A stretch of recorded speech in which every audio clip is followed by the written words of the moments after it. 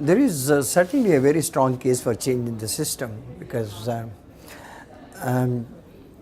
of all these multinationals have been, opening up their branch offices in tax havens or low tax jurisdictions and shifting their, profits either, by reducing the interest cost and various other things, and or inflating the invisibles like the payment of royalties. They have been indulging in this. In fact, in India, what we have found was that effective tax rate of the multinationals is much lower than that of the domestic companies. So there is clear evidence that these multinationals have been evading the tax, avoiding the tax, or indulging in tax abuse, if I say.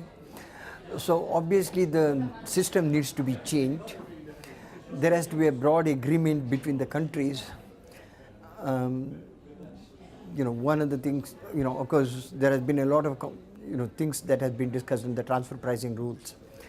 But despite that, lots of tax abuse does happen,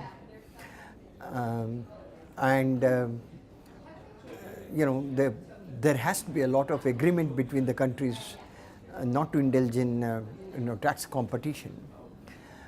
So we do need a much greater cooperation between the countries. It can't be done unilaterally because by the very nature, multinationals operate in different countries, and then obviously we do need to have a broad agreement among the countries in the world to ensure that this practice is minimized.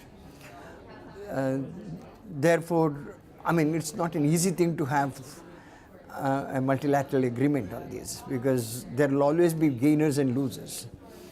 And losers will certainly not like any agreement on that. But then, given the fact that most of the more powerful countries are the gainers, I think it is important to get them to agree to a set of rules. And so multilateral engagement is absolutely necessary. It can't be done unilaterally. And this is particularly important for the developing countries for the reason that their tax administrations are weak, their capacity is weak, and therefore I think there is a lot more of things that needs to be done in partnering with the developed countries. India has been acting unilaterally in some ways and getting into a lot of litigations. We have had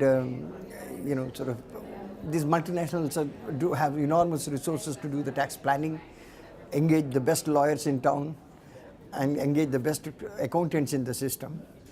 And there have been a lot of litigations with Vodafone, for example, or many such cases exist.